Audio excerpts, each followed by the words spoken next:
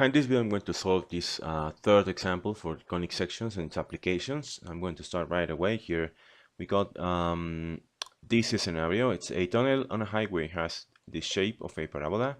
The tunnel has a width of 5 meters and a height of 4 meters, which is the maximum height for a vehicle of 3 meters width that would allow to pass through the tunnel.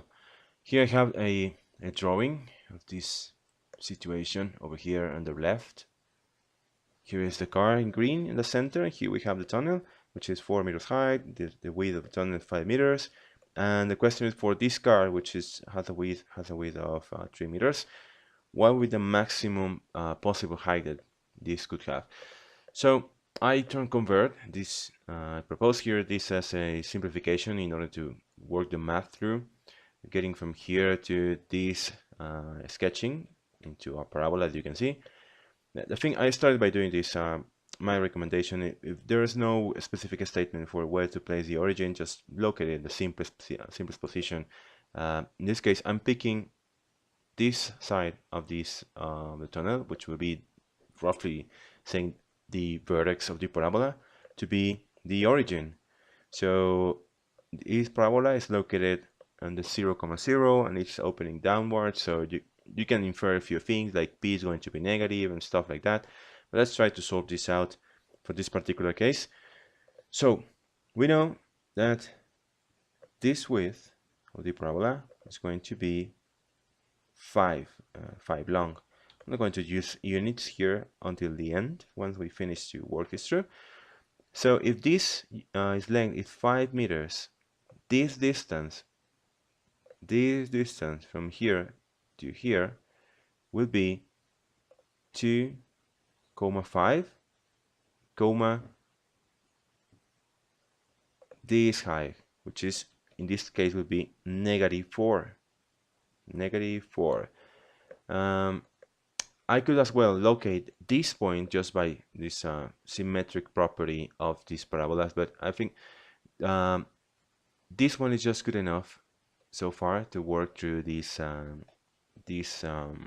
solution. But now let's try to find the other point that we're looking for, that we can find out. It's this one, the corner. Actually, it's the whole car. It's 3 meters long. So this distance, let's say from here to here, this distance would be, oh, this is a very ugly line. Better this way. Okay. This one would be 1.5, and here I'm going to use this value. I'm going to call it h, because actually this is what we're looking for. This we do not have this information. We have to find it through math. But as you can see, roughly I'm saying this is the y coordinate for this point here. This is what we're looking for. So let's see. First, let's remember this equation for the parabola, which is x minus h squared. It's equal to 4 times p times y minus k. And here you can see, as we located the vertex of the parabola and the origin, we can simplify this out because x and k will be equal to 0. So we can simplify to x squared. It's equal to 4 times p times y. So the thing is, if I pick any couple of values and we substitute it in this equation, this equality must remain. This x squared should be in every case equal for 4 times p times y. And this will comply. This will happen for every point of the parabola. We have here 2 points. Now, the one we're looking for is to find out the value of h. Now, let's see what happens if I substitute directly these values on this equation. I'm sure you may infer what's going to happen. So if I substitute 1.5 squared, it's equal to 4. This is going to be 4 times p times, in this case I'm going to substitute h on the y, so it's going to be times y times h, I mean. As you can see here, if I solve this out,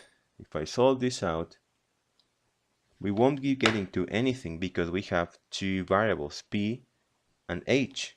So that is why we have this other point. That is the whole key in here. I'm going to show you in a moment here on the right. So if I substitute these 2 points on this equation, I'm pretty sure you will notice what's going to happen. I'm going to substitute it down here. 2.5 squared is equal to 4 times p times -4.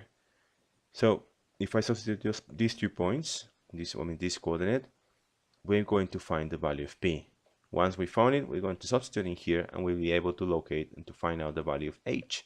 And that's why we have this other point. Well, basically, we just have to do the math here. 2.5 squared is equal to 6.25. Here will be -16 times p. So here p would be equal to -25 over 64, which I'm going to use the decimal points here. We p equal to, just rounding it up, -0.39. There it is. So now we got the value of p. We can substitute it in here and we will find the value for h. I'm going to do it here. 1.5 squared is equal to 2.25, which is equal to 4 times p. I'm going to use the same color, so you see -0.39 times h. So h would be equal to 2.25 all over 4 times -0.39. So in other words, h would be equal to -1.44. Now we got this value for h, and the thing is, what we're actually looking for, it's not the value for h, but that the would be this distance from the ground level to this side of the car. So basically we have to find the difference between these two numbers. So let's see, it's going to be, I'm going to do it here in this way. I'm going to write it over here. So this distance, mathematically speaking, I mean, if I subtract, 4 minus 1.44, it wouldn't make sense in the real life context. So basically we have to look for a difference, considering we could write it in several ways. For example, this distance, in the real life would be 4 meters. Mathematically speaking, this distance is equal to -4. So I'm going to write it like this: -4 minus this distance would be minus 1.44, and I'm just concerned with positive values because we are in a real life context. So this -4 minus 1.4, let's see, it's -4 would be plus 1.44. It would be equal to 2.56. In this case, would be meters, and this would be the maximum height for a car. And we're just going to frame it here.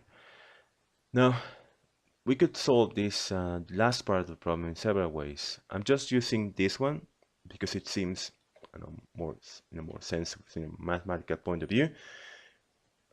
Or you could just, for example, consider both numbers positive because we are dealing with a real-life context. So feel free to try the one you prefer. But in this case, I think it's very intuitive. What would be this case? How to get to this in the last part.